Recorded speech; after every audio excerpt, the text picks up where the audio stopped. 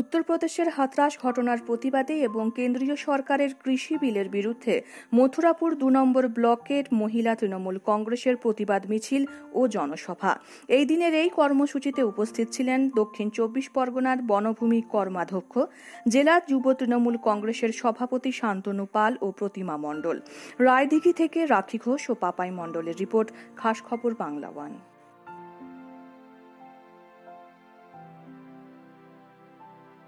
যিনি আমাকে বারবার ফোন করেছেন আপনাদের কেন্দ্রে আসবার জন্য সকলকে, এবং আজকে প্রতিরানি আছে যে জেলা পরিষদের শিশু ও নারী কর্মাধ্যক্ষ, আপনার এখানকার পঞ্চায়েত সমিতির সভাপতি, এখানে প্রধান হামিদা থেকে আরম্ভ করে পঞ্চায়েত সমিতির সভাপতি আরেকজন হামিদা, না ঠিকই বলেছিলাম, আর যত অঞ্চলের প্রধান এবং জেলা পরিষদের নির্বাচিত সদস্য, পঞ্চায়েত সমিতির সদস্য, গ্রাম পঞ্চায়েত। আজকে এখানে মহিলা তৃণমূল কংগ্রেসের একটা সভা ছিল। উত্তরপ্রদেশের হাথরাসে যে একজন দলিত পরিবারের মেয়ে মনীষা বাল্মীকি, যাকে নৃশংসভাবে শারীরিক নিগ্রহ করার পরে তার এমন শারীরিক অবস্থা করে যে সে 15 দিন মৃত্যুর সঙ্গে লড়াই করে, তারপরে সে মারা যায়। এবং শুধু তাই নয়, সেখানকার সরকার, সেই সরকার তার পরিবারকে শেষকৃত্য করবার জন্য ন্যূনতম যে অধিকার, এবং কালকে যদি আপনারা খবরের কাগজের পাতায় দেখেন, সেখানে এলাহাবাদ হাইকোর্ট বলেছে যে একটা মেয়ের অন্তত মৃত্যুর সময় যেটুকু ন্যূনতম সম্মান পাওয়া উচিত সেটা কিন্তু দেওয়া উচিত ছিল।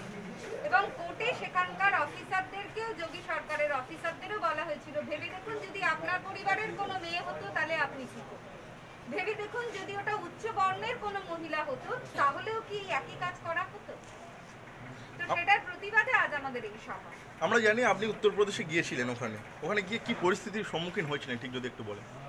দেখুন, সেটা হচ্ছে মমতা বন্দ্যোপাধ্যায়, মামাটি মানুষের নেত্রী, তিনি শোষিত, বঞ্চিত, নিপীড়িত, যেখানে সমাজের যে শ্রেণী যেখানেই কোনো অত্যাচারের শিকার হয়েছেন, সেখানে মমতা বন্দ্যোপাধ্যায় তিনি হয়তো সশরীরই যেতে পেরেছেন, তাই তার নাম অগ্নিকন্যা এবং প্রতিবাদের এক মুখ। তিনি যেখানে যেতে পারেননি, তার হাত হিসাবে তিনি আমাদেরকে বিভিন্ন জায়গায় ভারতবর্ষের সাংসদ হিসাবে আমাকে পাঠিয়েছেন। আমরা 4 জন সেখানে 4 সাংসদ যাই। প্রতিমা মণ্ডল, আমি জয়নগরের সাংসদ, এবং ডেরেক ওব্রায়েন রাজ্যসভার, কাকলি ঘোষ দস্তিদার বারাসাতের সাংসদ, এবং বনগাঁ থেকে 2014 সালে লোকসভা নির্বাচনে জয়ী হয়েছিলেন মমতা বালা ঠাকুর, তাকেও পাঠাই। আমরা 4 জন যেখানে যাই, সেখানে হাথরাসে তার থেকে 1 কিলোমিটার দূরে আমরা যখন সেই পরিবারের কাছ থেকে, তো আমাদেরকে যেতে দেওয়া হয়নি। এবং আমরা বলি, তারা বলে যে 144 ধারায় যেতে দেওয়া যাবে না। আমরা বলি যে 3 জন তো 144 ধারায় যেতে পারে, সেখানে যদি নাই দেন 2 জন মহিলা সাংসদকে অনুমতি দেওয়া, তারা 2 জন সেখানে যাওয়ার অনুমতি দেয়নি। এবং আমরা যখন বারবার অনুরোধ করি, যাওয়ার চেষ্টা করি, তখন দেখেছেন, আমরা বলি যে আমাদেরকে যে আটকানো হচ্ছে, তো মহিলাদের আটকানোর জন্য মহিলা পুলিশ থাকার দরকার ছিল, তো সেই মহিলা পুলিশ সেখানে ছিল না। এবং আপনারা নিশ্চয়ই, শুধু আমার কেন্দ্র নয়, আমি মনে করি পশ্চিমবঙ্গের অনেক মানুষ, কারণ এখন সোশ্যাল মিডিয়ার যুগ, ভারতবর্ষে সবাই দেখেছে যে কিভাবে 4 জন তৃণমূল কংগ্রেসের সাংসদকে, এবং আমি বিশেষ করে, এবং রাজ্যসভার সাংসদ ডেরেক ওব্রায়েন কিভাবে পুলিশের দ্বারা নিগৃহীত হয়েছে, এবং মহিলাকেও তারা ছাড়েনি।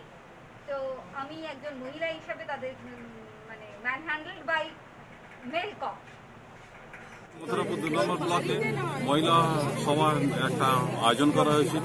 এখানকার সভাপতি প্রতিমা ভূঁইয়া, তার নেতৃত্বে এই সভাটা হয়েছিল। আপনারা দেখেছেন অনেক চারদিক থেকে অনেক মহিলারা এখানে উপস্থিত হয়েছিল। বার্তা একটাই দেওয়ার আছে, আমরা কিছুদিন আগেও এখানে একটা সমাবেশ করেছি, 7 দিন আগে জেলা সভাপতি, জেলা যুব সভাপতি উপস্থিত ছিল। বার্তা একটাই, বুথে বুথে এখন থেকে আমাদের বিজেপির বিরুদ্ধে লড়তে হবে, বাংলাকে শান্ত রাখতে হবে, বাংলার উন্নয়নের ধারাকে বজায় রাখতে হবে। কোভিড এবং আমফানের পরে অনেক ক্ষতিগ্রস্ত, প্রায় 6 মাস ধরে কোনো কাজ নেই মানুষের হাতে, তার মধ্যেও আমরা চেষ্টা করছি সরকারের সাহায্য নিয়ে মানুষের পাশে দাঁড়াতে। এবং উন্নয়নের কাজ এখানে শুরু হয়েছে, অনেক রাস্তাঘাটের কাজ এখন থেকে শুরু হয়েছে, 2টো ব্লকেই কাজ চলছে, পিএইচির কাজ শুরু হবে। চারদিকে আমাদের কাজের উন্নয়ন, যেটা 6 মাস স্তব্ধ ছিল, সেটা শুরু হয়েছে। এবার সাঁতুরিতে এক ছাদের তলায় পেয়ে যাচ্ছেন আপনারা বিভিন্ন ধরনের প্রয়োজনীয় সামগ্রীর দোকান সাঁতুরি ব্লক কর্মতীর্থে। এখানে আপনি পেয়ে যাচ্ছেন বিভিন্ন কাপড়ের দোকান, পার্লার, লেডিস টেলারিং, বইয়ের দোকান, পার্টসের দোকান, mobile shop, stationery, snacks, grocery এবং বিভিন্ন ধরনের প্রয়োজনীয় সামগ্রী। সাঁতুরি ব্লক কর্মতীর্থের অবস্থান বাঁকুড়া রোড, সাঁতুরি থানার পাশে। সৌজন্যে সাঁতুরি পঞ্চায়েত সমিতি ও ব্লক উন্নয়ন।